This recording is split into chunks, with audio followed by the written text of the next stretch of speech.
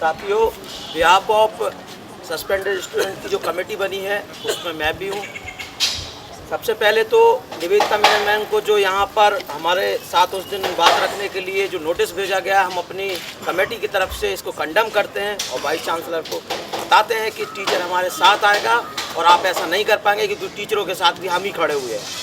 साथियों, जो मुद्दा था उस दिन एसी मीटिंग में जिसमें से हम लोग गए हुए थे, जैसे कि हमारे और साथी भी बोल रहे हैं कि सस्पेंशन का मुद्दा आप सिंपैथी का मुद्दा मत बनाइए। हम समझदार हैं, हमें पता है कि हमारा सस्पेंशन होगा, तभी हम गए थे। हमें पता है क्योंकि आप सुनते नहीं हैं। हमारे मुद्दे को आप इमोशनल मुद्दा मत बनाइए। जिस मुद्दे के लिए हम गए थे अंदर, उस मुद्दे को उठाइए आप। अगर वाइवा का मार्क्स और उसमें डिस्क्रिमिनेशन जातिवाद होता है, जो नाफे कमेटी बोलती है, जो एडमिनिस्ट्रेशन ने बनाई थी, उस पर आप लड़ाई लड़िए। जो फीस हाइक का मुद्दा है, जिससे गरीब बच्चों को परेशानी आएगी, उस पर आप लड़ाई लड़िए।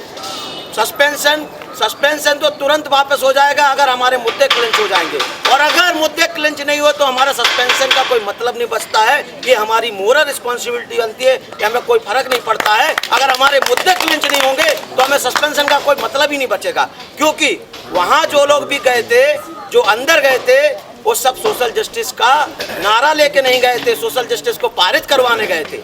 जो कि यहाँ पर कुछ लोग नारा लगाते हैं, वो नारा नहीं, वो वहाँ पर पारित करवाने गए।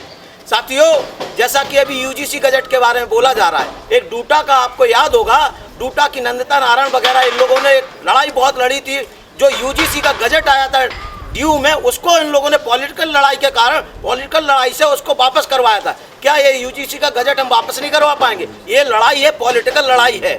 ये लड़ाई एक लंबी लड़ाई है जिसको यहाँ लोग बोलते हैं, लेकिन हमारे लिए पहली प्राथमिकता है कि वाइवा के लिए जो हम लड़ाई लड़ना चाहते हैं, फीस हाइक के लिए जो हम लड़ाई लड़ना चाहते हैं, डिप्राइवेशन पॉइंट के लिए जो लड़ाई लड़ना चाहते हैं, उस पर हमको क्लियर कट आना पड़ेगा।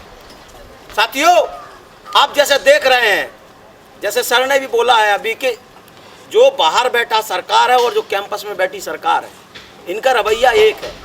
ये कभी नहीं चाहते हैं कि सोशल जस्टिस वंचित तबके को फ़ायदा मिले, क्योंकि इनके जो आका बैठे हुए नागपुर में चुटियाधारी, उनको तो हम लोगों के आने से बहुत प्रॉब्लम है। क्यों? क्योंकि उन्हें पता है कि अगर इनको चुनौती कोई दे सकता है तो वंचित तबके से आने वाला दे सकता है, क्योंकि इनके कस्टम्स को, इनके चीज़ों को हम नहीं मानते, हम ठुकराते हैं। जो बाबा साहब अम्बेडकर पहले बोलते थे, अगर आपको इस देश का विकास करना है तो सबसे पहले आपको लॉजिक के साथ, आपको तर्क के साथ देखना होगा कि आप किसके साथ खड़े हैं और क्या करना चाहते हैं। साथियों, जो डिग्री आज हम ले रहे हैं, जो हम डिग्री ले रहे हैं, उस डिग्री से हमने ये सीखा है, अकेली हमको डिग्री लेके यहाँ से हम प्रोफेसर हो जाएंगे, आईएएस हो जाएंगे, उससे हमें फ़र्क नहीं पड़ता है। लेकिन उस डिग्री में हमने सीखा क्या है? मैं यहाँ कैंपस में 8 साल से हूँ। वाइवा का हर बार मैंने मुद्दा देखा है, यूनियन ने भी उठाया है, बहुत लोगों ने उठाया। यहाँ के प्रोग्रेस जो तबका है, मैं पूरे लोगों को नहीं बोल रहा हूँ, बहुत लोग ऐसे हैं जो मजबूर हैं, नहीं बोल पाते हैं, लेकिन अधिकतर तबका ऐसा है जो कर सकता है, लेकिन वो क्यों नहीं कर रहा है? क्योंकि उसके लोग बैठे हुए हैं, वो नहीं चाहता है कि वाइवा का मार्क्स कम हो। मेरे को एक चीज़ समझ में नहीं आई अभी तक, यूजीसी गजट के लिए बहुत आंदोलन हो सकता है और हम भी उसके खिलाफ रहेंगे, लेकिन वाइवा के लिए जो राहुल बोल रहा है कि अभी तक जो एसी मीटिंग है उसके बाहर क्यों प्रोटेस्ट नहीं होता है, जबकि आपकी खुद की कमेटी बनी हुई है और खुद की कमेटी आपकी बोल रही है कि यहाँ डिस्क्रिमिनेशन हो रहा है। उन्होंने शब्द यूज किया है उसमें, देयर इज डिस्क्रिमिनेशन। जब कमेटी ही बोल रही डिस्क्रिमिनेशन है तो फिर आपको इस पर एतराज कैसे हो सकता है?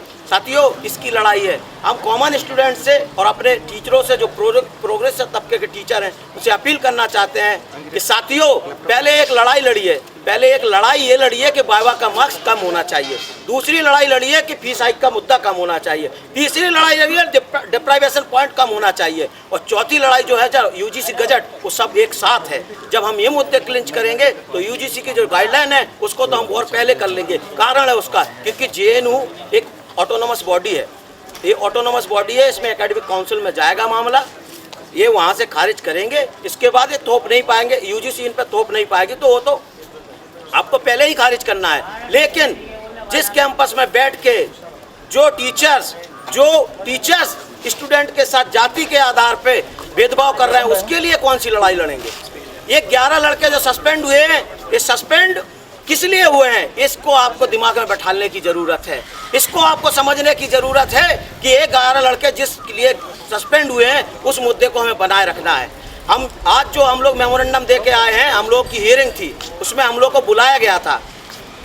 हम चाहते FPR होते, लेकिन हमको मुद्दे चाहिए। मुद्दों पे सुन नहीं रहा वाइस चांसलर, हम भी FPR नहीं होंगे, क्योंकि जब तक हमारे मुद्दों को आप सुनेंगे नहीं तब तक हम आपके सामने नहीं जाएंगे। हमारे मुद्दे सुन लीजिए, और आपको लगता है हमने गलत किया है, हम आपसे कह रहे हैं आप हमको 10 सजा देंगे, हम 20 ले लेंगे, लेकिन जब तक अगर मुद्दा क्लिंच नहीं होगा, आप हियरिंग नहीं, आप जो करवाना चाहे कोर्ट बैठा लीजिए, हम कोर्ट में भी नहीं जाएंगे। कारण है क्योंकि हम मुद्दे के लिए गए थे। आप मुद्दे नहीं सुन रहे, बहरे गूंगे होके आप बैठे हुए हैं, आप हियरिंग पे हियरिंग दे रहे हैं। एक लड़का 70 दिन से गायब है इस कैंपस में, उसके लिए आप क्या कर रहे हैं? उसके लिए आप क्या कर रहे हैं? और आपके मीटिंग में जाके, जो कि मीटिंग आपकी ओवर हो चुकी है, उस ओवर हो चुकी मीटिंग में किसी टीचर को प्रॉब्लम नहीं थी, किसी टीचर ने नहीं बोला था वहाँ पे कि आप गलत कर रहे हैं, क्योंकि ओवर हो चुकी थी मीटिंग। और क्या कन्वेंशन सेंटर हमारा नहीं है क्या? प्रशासन का ही कन्वेंशन सेंटर। बगल में एक लाइफ साइंस के प्रोफेसर का वहाँ पर फेयरवेल चल रहा था, बाकी स्टूडेंट जा रहे थे, क्या हम नहीं जा सकते वहाँ?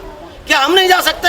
आप हमको, क्योंकि हम एक एक्टिविटी में इन्वॉल्व हैं, इसलिए आप हमको दोषी बना रहे हैं उसमें। आप बताइए किस प्रोफेसर को प्रॉब्लम हुई? कोई प्रोफेसर बोल दे कि उसके सामने हम लोगों ने बदतमीजी की या कुछ किया, हम लोग जाने के लिए तैयार हैं। लेकिन आप एक बार बताइए, आपसे कोई मुद्दा सामाजिक न्याय के लिए आ रहा है, आप उसको पूरी तरह से उसको दोषी मान रहे हैं। इसका मतलब है साथियों, ये वाइस चांसलर जो इस कैंपस का प्रशासन है, ये प्रशासन ब्राह्मणवादी नहीं, पूरी तरह से जातिवादी है।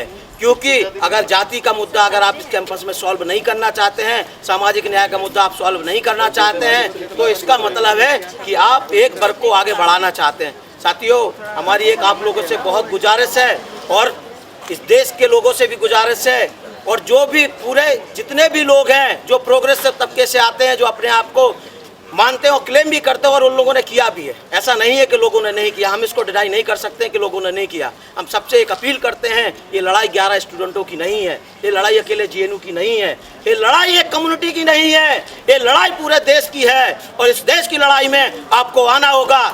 जो लोग कह रहे हैं कि हम यूनिटी में नहीं आ रहे हैं, साथियों, हम तो मुद्दे लेके आए हुए हैं।